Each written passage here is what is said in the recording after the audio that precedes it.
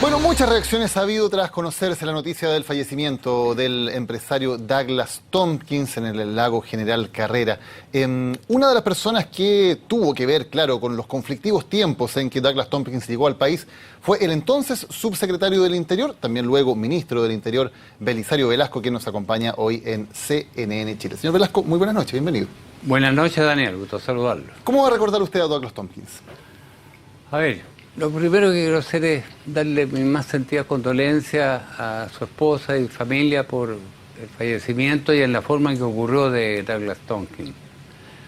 ¿Cómo lo recuerdo? Bueno, por sus hechos, que son los que me tocó ver, no como Belisario Velasco, sino que como subsecretario del Interior en representación del Estado y por encargo del presidente de la República. Primero ver de dónde venían los fondos, cómo venían, cómo ingresaron al país. Esos fondos eran de fruto del trabajo intenso y exitoso que había desarrollado Douglas Tompkins en Estados Unidos en sus dos empresas, North Face y Sprint, y de acuerdo a las leyes de California, el impuesto que debía pagar por la venta de sus empresas, una parte podía dedicar a la cosa ecológica. Perdón, para ir más atrás, ¿por qué ustedes empiezan a investigar ese tipo de situaciones? Porque el presidente de la República, Eduardo Frei Ruiz-Tagle, me llamó y me dijo, mira, tengo algunos antecedentes que reclaman sobre la actitud y la acción que desarrolla en la provincia de Aysén un norteamericano que está en Chile, que está con visa de turista y que está presionando a los colonos para que le vendan las tierras. Entonces me dijo, quiero que investigues todo esto y me informes. ¿Es habitual que un gobierno investigue a un inversionista que llega a hacer una compra de terrenos en un país?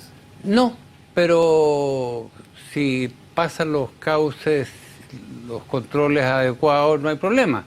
Pero si hay reclamos del gobernador, de los alcaldes, de los concejales y de los interesados, naturalmente que el Estado tiene que investigar, porque Aysén es una zona delicada y de lo que se hablaba era de que podía afectar la construcción de la carretera austral, que era uno de los acuerdos de todos los gobiernos desde hace muchísimos años atrás hacia adelante. ¿Es cierto que se le pidió, por ejemplo, a la Oficina de Seguridad Pública que investigara y que hiciera un perfil detallado de Tompkins? No, no es efectivo, me lo pidió directamente el presidente de la República y yo me encargué de eso personalmente. ¿No se designó a Sergio Cárdenas en la Oficina de Seguridad Pública para recoger esos antecedentes necesarios para construir ese perfil? No recuerdo a Sergio Cárdenas, pero la verdad es que recurría a muchos servicios, puede haber en alguno de ellos estado ese señor Sergio Cárdenas, pero no está en mi libro. Estoy citando la investigación del libro del periodista Andrés Azócar al respecto que pone esos datos. Bueno, pero la verdad es que yo investigué personalmente y con la gente de la subsecretaría y pude determinar que esa plata venía de Estados Unidos, que era parte de lo que la ley de California autorizaba a quien debía pagar impuestos, que podría invertir en Estados Unidos o en el exterior en materia ecológica. Y el señor Tompkins ingresó a Chile esos fondos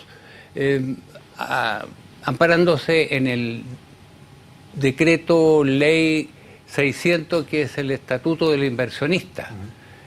Pero se amparó en eso señalando que era para cosas comerciales, porque el estatuto del inversionista en Chile era para el desarrollo del país, no para crear puntos ni zonas que fuera para medio ambiente. Ahora, llama la atención que, o sea, si él entraba esos recursos para hacer negocio, estaba todo bien, pero si era para hacer una obra de conservación del medio ambiente, ¿había problemas? No, es que la ley que se hizo en el año 1974, en la dictadura militar, era para el desarrollo del país, era para desarrollar las zonas, la producción, para dar trabajo, todo eso.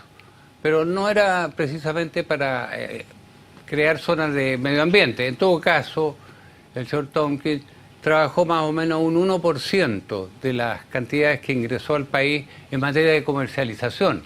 Lo que él había señalado era para comercializar en maderas. O sea, construiría un aserradero y exportaría madera. Eso lo razonable de acuerdo a la glosa que está establecida por el mismo en el ingreso de los dólares. Ahora, esto puede probarse fácilmente invocando la ley de transparencia en el Ministerio de Economía, donde están todos los antecedentes y desde donde yo los solicité. ¿Usted personalmente, o como en su cargo de subsecretario del Interior, se oponía a que Douglas Tompkins realizara estas actividades en Chile? Es decir, yo pensaba que había tres cosas que respetar. Una, el objetivo que él había señalado al ingresar sus recursos. Segundo, que no afectara a los colonos en Chile, porque ya por los años 40, la década del 50, del 60 también, se vio que la soberanía se ejercía no solo por una línea que dijera de aquí para acá es Chile, de aquí para allá es Argentina, sino que habitando la zona, que es lo que hacen los argentinos. Los argentinos tienen todas las zonas limítrofes con habitantes. Nosotros teníamos la provincia de Aysén por los años 40 prácticamente deshabitada. Tanto es así que en el año 1955 vino una misión de la corona británica a ver si efectivamente en esa zona habitaban chilenos y si había chilenidad, que había bien poco. Tanto es así que el general Carlos Ibáñez del Campo me envió a mí, casualidad, con otros 2 funcionarios jóvenes en aquel tiempo de la empresa de comercio agrícola, a repartir en la zona cosas chilenas y cambiar los nacionales que había por pesos chilenos. ¿Es verdad que ustedes se dedicaron, por ejemplo, a repartir banderines de Colo-Colo, de la U, a hacer rayados incluso para que se notara presencia chilena? Rayados muy especiales, vote por el general Ibáñez, vote por... Bueno, y... Con algunos chilenismos, digamos. Chilenismo. Y efectivamente recoger banderines del Colo-Colo, del Racing y repartir de Colo-Colo y Magallanes, que eran los equipos en ese tiempo.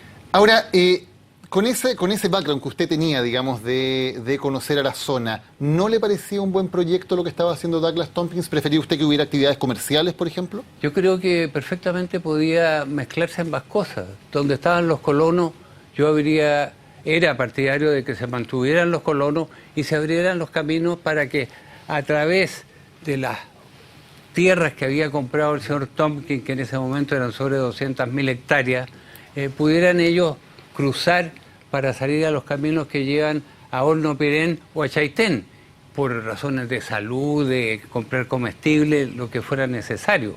Pero ahí me topé con el problema de que el señor Tompkins les exigía la venta de las parcelas. Si cortaban árboles, no los dejaba cruzar. Entonces los colonos estaban afectados y se pagó un precio muy bajo, un vil precio, creo yo, por las tierra de los colonos, que había costado tanto al Estado chileno poder establecer en esa zona. Uno de los objetivos que tenía Tompkins para completar este parque Pumalín era comprar el fondo Winay, que era de la Universidad Católica de Valparaíso, y había un preacuerdo. ¿Es cierto que usted llama al rector de la Universidad Católica de Valparaíso para decirle que no le vendiera a Tompkins? Es decir, yo no le puedo dar instrucciones al rector de una universidad. Eso cae de maduro. Lo que sí yo conocía a Bernardo Donoso, que era rector de la Universidad Católica, y él mismo llamó, porque él sabía esto era público, salía en todos los diarios. Entonces me dijo, mira, San Ignacio de Huinay, que así se llama el predio, va desde la cordillera de los Andes hasta el mar. O sea, es una franja de 35.000 hectáreas que cortaba el territorio chileno.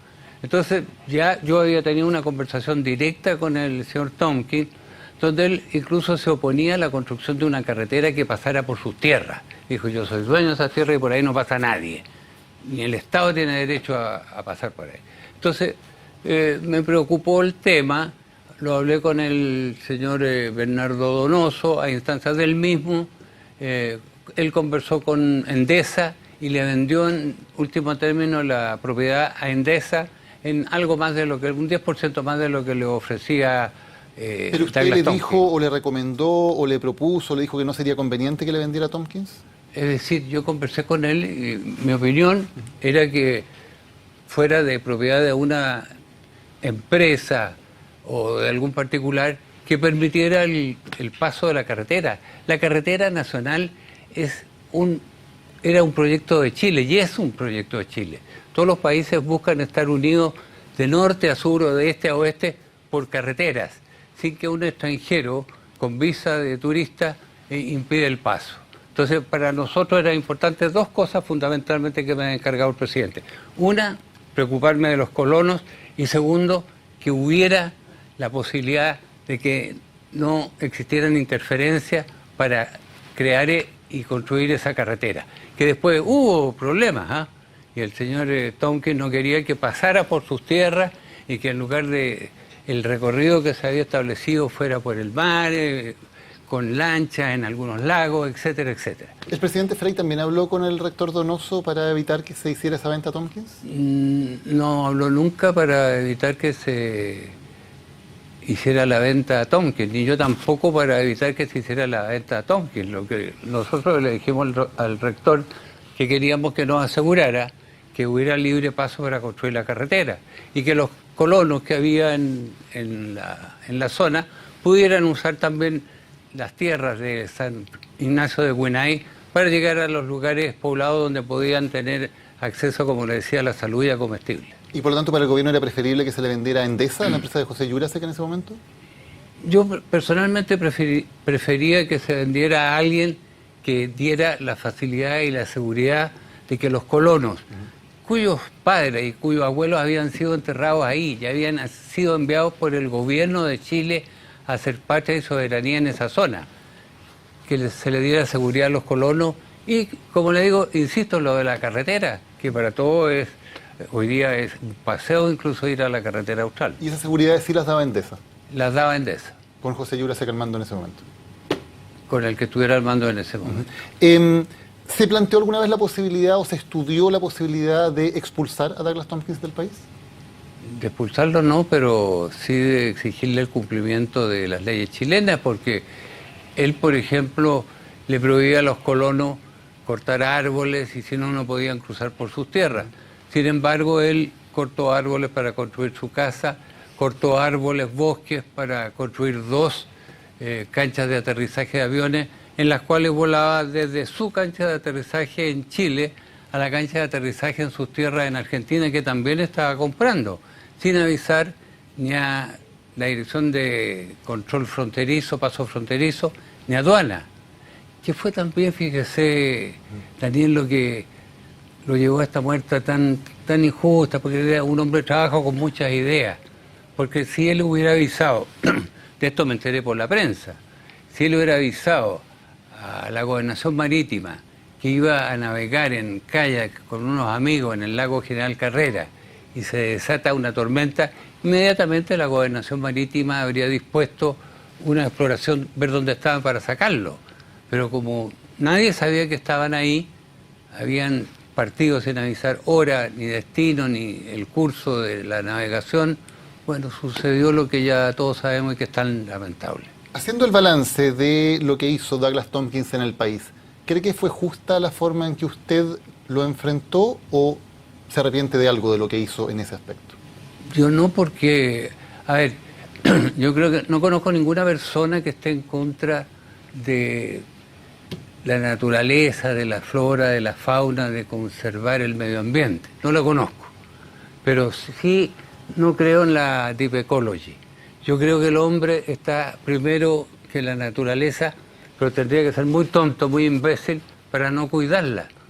Entonces creo que se podían conciliar ambas cosas, pero el señor Tompkins quería hacer una cosa muy grande y iba a entregar el Parque Pumalín, que después de 20 años todavía no se entrega, todavía estamos en gerundio. Entregó otro, según tengo entendido. Lo que sucedió después no lo sé, no lo he visto ni lo voy a ver, porque no es de mi incumbencia. Pero hasta el momento que, cuando yo empecé la investigación, hasta que me fui del ministerio, hasta que dejé de ser ministro, y entiendo que hasta el día de hoy, el Parque Pumalín sería entregado al Estado chileno. ¿El balance de lo que hizo Tompkins en Chile es positivo o negativo en su opinión? Yo creo que desde el punto de vista ecológico es positivo porque es importante conservar áreas que son tan limpias como Aysén. No sé si usted lo conoce, pero es una provincia preciosa y con un medio ambiente espectacular. Pero creo que también la vida y la familia de colonos instalados por el propio Estado para hacer soberanía importa. Y creo que importa mucho que el país se ha resuelto a hacer una carretera a lo largo y ancho del país puede hacerlo. La oposición de, por ejemplo, al arzobispo de Concepción y otros elementos de la Iglesia Católica a Douglas Tompkins, ¿fue parte también de los elementos que se consideraron en la posición del gobierno? No, la Iglesia Católica no tiene nada que ver con estos asuntos. Yo no consulté a la Iglesia para cumplir una misión que es del Estado y que me agregó el presidente de la República. No tiene nada que ver la Iglesia Católica en esto. Belisario Velasco, muchas gracias por habernos acompañado. Gracias, Daniel, por invitarme. Buenas noches. Buenas noches.